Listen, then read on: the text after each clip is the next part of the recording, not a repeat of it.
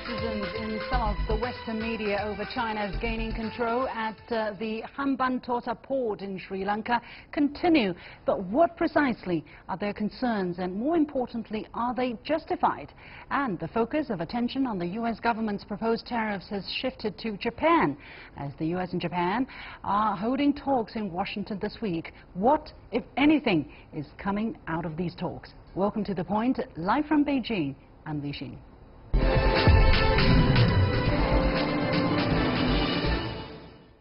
China and Sri Lanka have enjoyed a great strategic partnership of cooperation, and Sri Lanka was also an early participant in China's Belt and Road Initiative. Sri Lanka's southern port of Hambantota, a joint venture led by China Merchants Port Holdings and the Sri Lanka Ports Authority, opened in 2010 with great fanfare, but also caused controversy, especially after Sri Lanka handed over the control of the port to China on a 99-year lease in December of last year.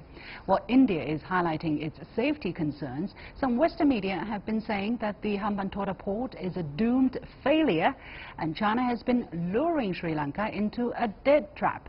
So what's behind the handover? Was this a dead trap? And what has been China's strategic thinking all along? Joining me in the Beijing studio is Qinduo, Senior Fellow of the Pangoal Institution, and from Mumbai, India, Professor Madhav Nalapat from the Department of Geopolitics and International Relations at Manipal University. Gentlemen, welcome to the show. Mr. Xu, now please help us understand how the construction of the Hambantota port came into being, and who initiated the project in the first place? Well, the short answer is the Sri Lanka side initiated this project. The former president, Rajapaksa, actually, it's this his dream to develop his homeland, Hambantota, the port over there. In 2004, this tsunami in the Indian Ocean wrecked, a devastating wreck of this region, and there were, hospitals, schools were destroyed, railway, highways destroyed. So there is a need, indeed a need, to recover and develop this region surrounding this port. So they have this idea, and they have this assessment, consultation companies from, I think one of them is from Canada, the other also from Western countries. Basically, they gave the green light to go ahead with this port project. They believe, long term, that will be beneficial to the local development. So that's why the government initiated this project and started it. Yeah. Professor Nalapat, China wasn't Sri Lanka's first choice when they wanted to build the Hambantota port. Sri Lankans went to India for investment, but got turned away. Explain to us, why did India refuse the investment in the first place?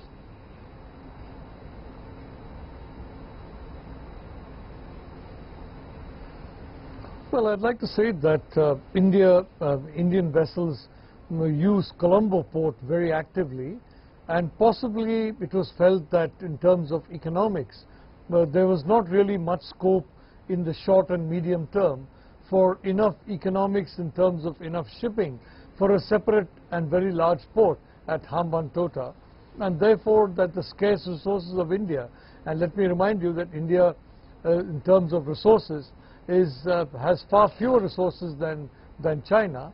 So it was obviously calculated that a second port on that scale would not be economical for a very long period of time, and hence possibly the decision that, okay, we are sorry, we can't fund this port.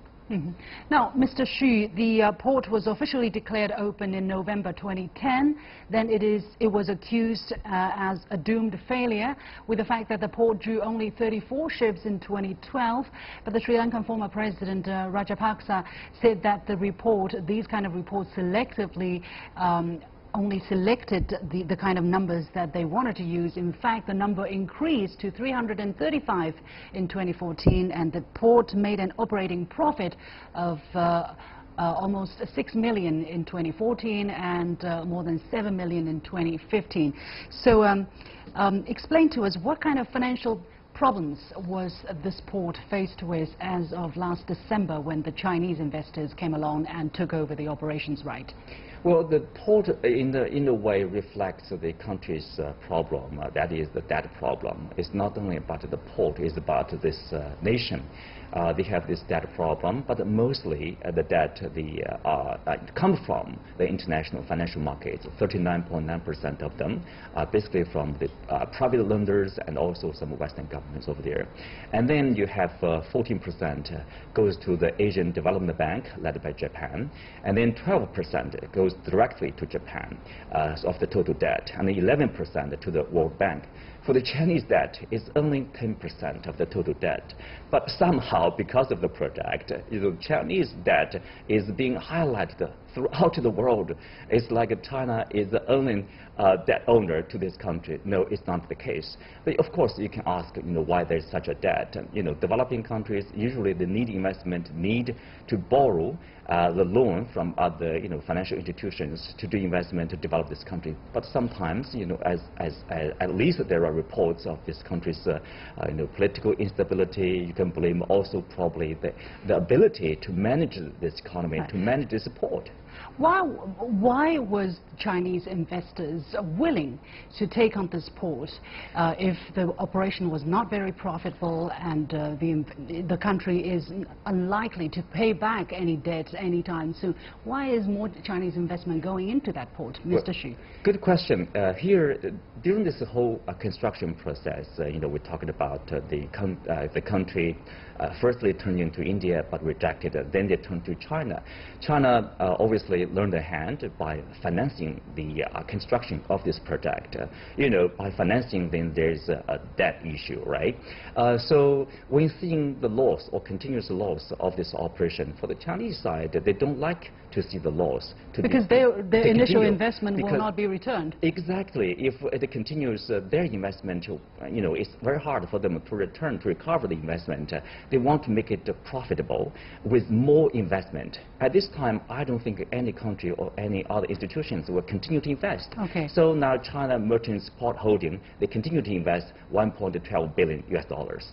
Okay, Professor Nalapat, what is the Indian position to the Chinese takeover of the operation rights and Chinese consideration to bring this port into profitability, so that not just the investment in the construction phase can be secured, but also the port can operate on a profitable level in the long run?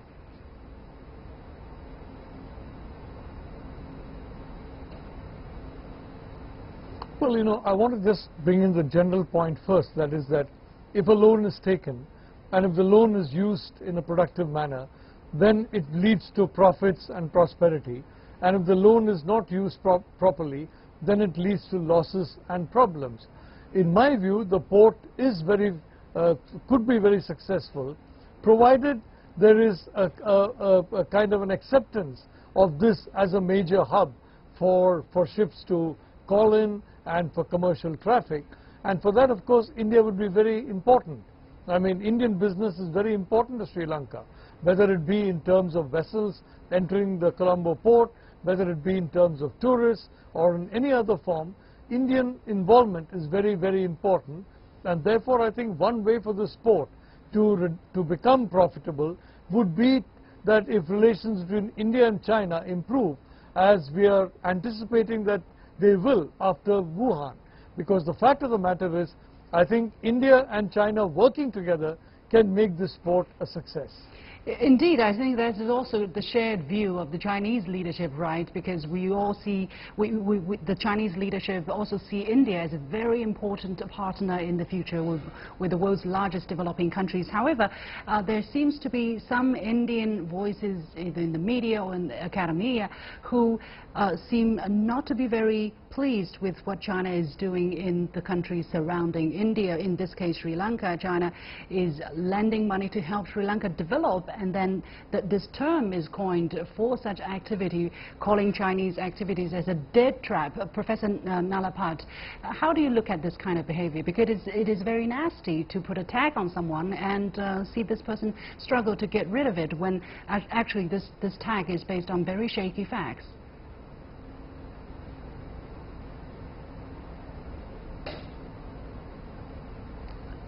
Shin, please understand the China that, for example, I first visited more than 20 years ago is not today's China. It's very different. And today you have a situation with China is more than 70% of the US economy. You have a situation in which a lot of supply chains are now Chinese, and they're replacing, in a sense, they're competing with supply chains that were formerly completely all American. Even in financial systems now, you have Chinese financial chains coming up. Now this port has got a very significant location so far as the Indian Ocean is concerned. It's got an even better location than Colombo, frankly, and for that reason, clearly, those who are alarmed at the rise of China and those who worry about the power, the economic power of China, would naturally not be happy at the Chinese owning a port that is at the very heart of the Indian Ocean. Mr. Xu, how would you address this kind of worry or anxiety or fear that China is owning that very strategic position and potentially paving the way for becoming a threat, I guess, in the future? Well, I understand the concern, from some of our Indian friends. At least some people will see that as the backyard of India. But look, from the Chinese point of view, China doesn't have any intention to encircle India or to do anything with ill intention against India by investing in countries neighboring India or in this region. South Asia, let's say. So that's why there's a suggestion from the Chinese side, basically China-India Plus as an initiative. That is, if we do investment in the third country, what about we do it together, jointly, by China and India? So there's less concern from the Indian side. It's purely for commercial interests, and both sides will benefit. And then the third country, in this case, like Sri Lanka, probably they will get more chances of being successful in this project. Professor Nalapat, you would like to have anything to add to that? Does that sound like a viable option for the future from the Indian side as well?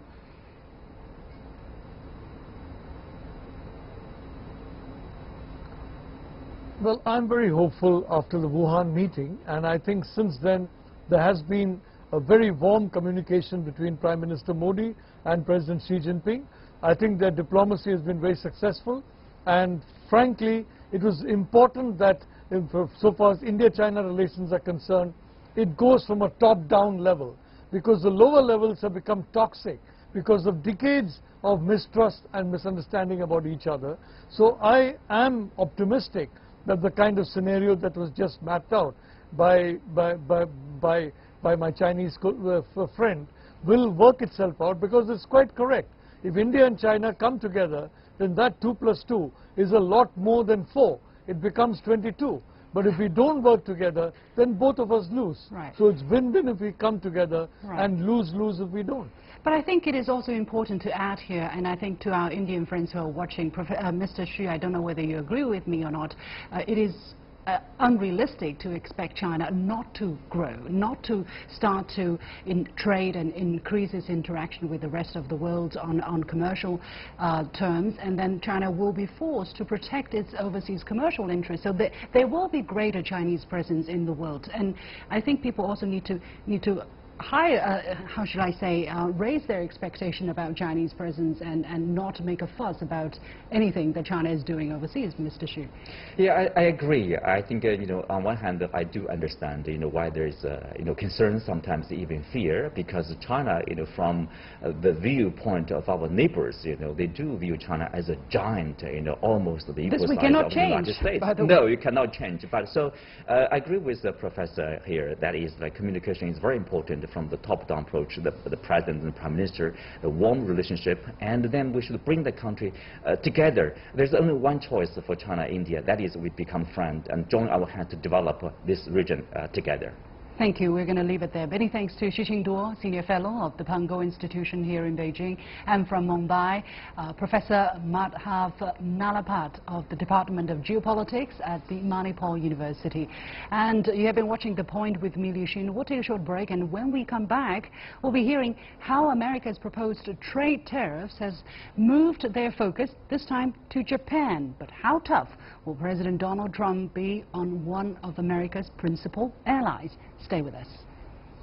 Well, China has been grabbing the headlines around the world when it comes to Donald Trump's efforts to level what he sees as a skewed trade playing field. But Japan, the world's third largest economy, also runs a persistent trade surplus with the U.S., which the White House has now turned its attention to. This week, Japan's Economy Minister Toshimitsu Motegi has been meeting the U.S. Trade Representative Robert Lighthizer in Washington for trade talks, which Trump and Prime Minister Shinzo Abe agreed to in April.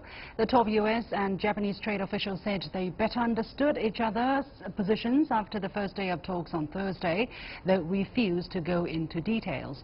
But Tokyo appears to be sticking to its position of avoiding a bilateral free trade agreement with the U.S.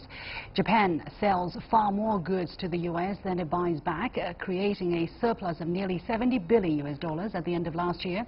Given that Japan is a strategic ally of Washington, it is thought that President Trump can only go so far in hitting Japan. So can anything concrete come out of these talks? And will Japan fare differently from China in its trade friction with the U.S.? Joining me in Beijing is political and economic affairs commentator Einar Tangen, and from Tokyo, Tatsuo Nobu, former president of the Japan Academy for International Trade and Business. Gentlemen, welcome to the show. Professor Nobu, let me go to you first. Now, Japan is facing the hard truth. Even a close ally doesn't provide protection from Trump's tariffs. Now, when the Trump administration first imposed tariffs on steel and aluminum imports in early March, Japan kept relatively quiet in the public domain, but Japan failed to win an exemption. And last month, Tokyo filed a notification with the WTO that it reserves the right to impose countermeasures. So would you say a trade war is now brewing between the U.S. and Japan? Well, I don't think so. There is no such sort of thing as the trade war. Maybe skirmishes, but Japan has gone through this sort of the hard negotiations and also the trade frictions so far in the past several decades. And Japan has experience of overcoming the difficulties for the past several decades. So I don't think it's such sort of a big word is a good expression to describe what Japan is being located right now. Yes. Well, we hope so. We don't know yet. Well, with the Trump administration launching a similar national security-related investigation into auto imports in the past couple of weeks, Japan has taken a noticeably stronger public opposition, let's say, on the possibility of these tariffs. And the economy minister has said that such tariffs would be an extremely far-reaching trade sanction that would put the global market into turmoil. Mr. Tangen, is he right to be so worried? How tough do you think President Trump is prepared to be against his main ally in Asia? Well, no one really knows, but I mean, no one would have foreseen a president who was going to war not only with Japan, but in China, South Korea, Canada, Mexico, Iran, Turkey, and also the EU. So, and doing so simultaneously. So it's very difficult to know. We do know that he is exercising his military options here and in essence threatening or using as blackmail the nuclear umbrella. Well, unlike many American allies, Japan is still subject to new U.S. tariffs on exports of steel and aluminum. Professor Nobu, is it possible that the U.S. could use a possible exemption for Japan as a bargaining chip to move forward the talks on trade? After all, when renegotiating a free trade deal with South Korea, the Trump administration said South Korean exporters would be largely exempt from the new steel and aluminum tariffs. Is that likely to be a pattern played out with Japan too? Well, I think it's very likely that the United States Trump is really wanted to entice Japan into the negotiations, free trade agreement, because the United States is actually putting out the TPP. Even if the United States is being the chief negotiator and the chief promoter of the TPP, but all of a sudden, when the 12 members come to the agreement, almost consummation is at sight, the United States actually they withdrawn from the alliance. The 11th hour, the decision is made. Japan and the United States is not necessarily very favorable situations. So the only one resource I think about under the circumstances, try to get the Japan and the U.S. free trade agreement as an alternative for TPP. This is what I think is the probable. In order to get the Japan, what sort of the motivations they have some sort of the way to entice and usher in Japan into the common talk with. This is what is happening in Washington, I think. Okay. Analysts expect Robert Lighthizer, the U.S. top trade negotiator, to press for a new bilateral trade agreement between the U.S. and Japan, though it seems clear that Japan's government prefers to operate within the status quo. So, Mr. Tangen, why is Japan appearing not willing to reach a bilateral deal with the U.S., but has actually inked such a deal with the EU? Well, it's quite frankly, Donald Trump is pressing terms that will not be favorable. I mean, both Trump and Shinzo Abe are facing elections that are coming up quite shortly. And Donald Trump has decided that his electoral base needs to be satisfied, probably at the expense of Shinzo Abe. He's in a very difficult position, I mean Shinzo Abe, because right now it's either going to be tariffs or he's going to have to give concessions that will make him look weak. And remember, he's the right-wing nationalist, Japan should be strong candidate. And if he starts backing off that, it could really affect him in the polls. Actually, I want to maybe turn the conversation to another direction. Professor Nobu, there's quite some discussions on the Chinese social media about the figure 60%. Let me explain.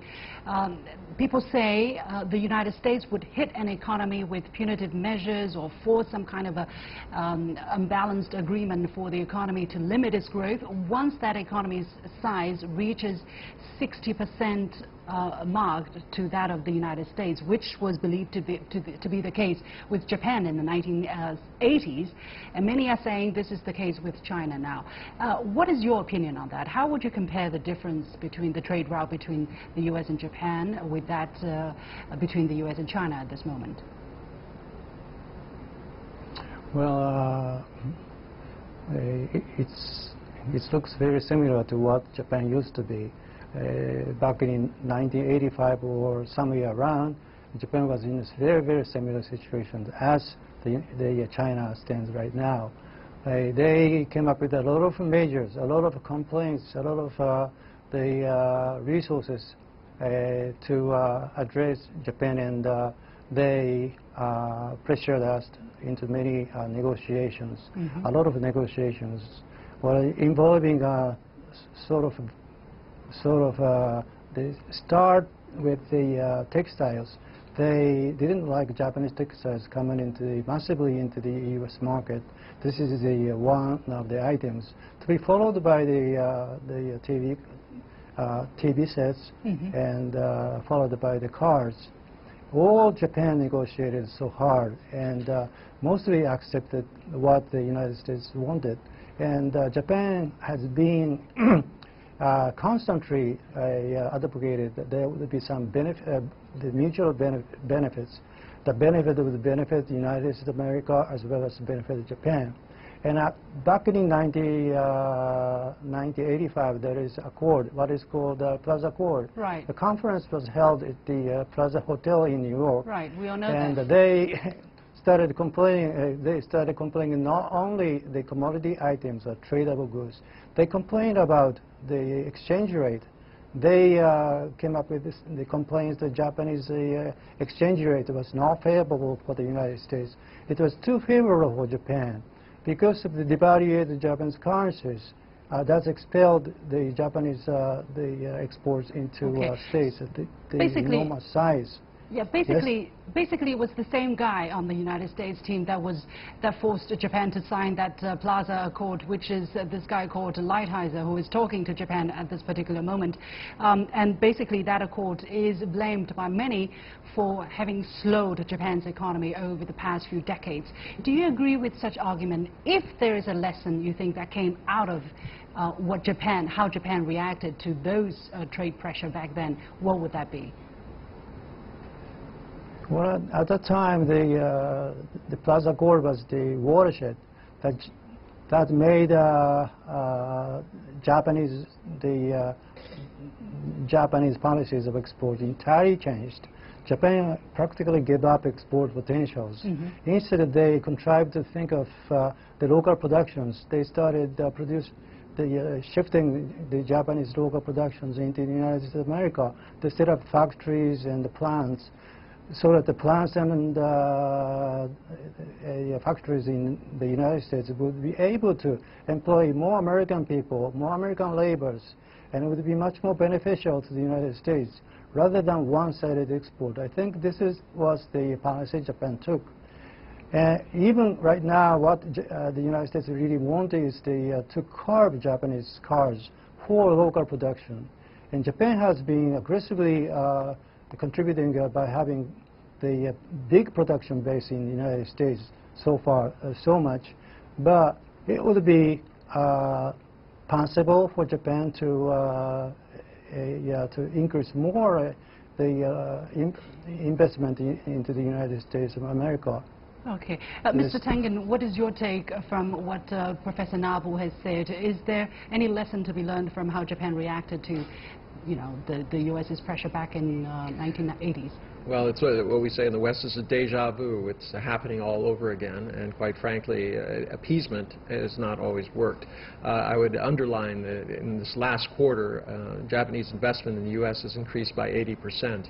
Although, if you start looking at machine orders, it's gone down by 12% across the board as people who invest do not know exactly where they want to go. So people are either saying we're going to go to the U.S. or we're going to hold off on deciding where we're going to do. This is going to have long-term effects. 16 to 18 months from now, you're going to see a sharp dip in the economies because there has been no feeding the pipeline.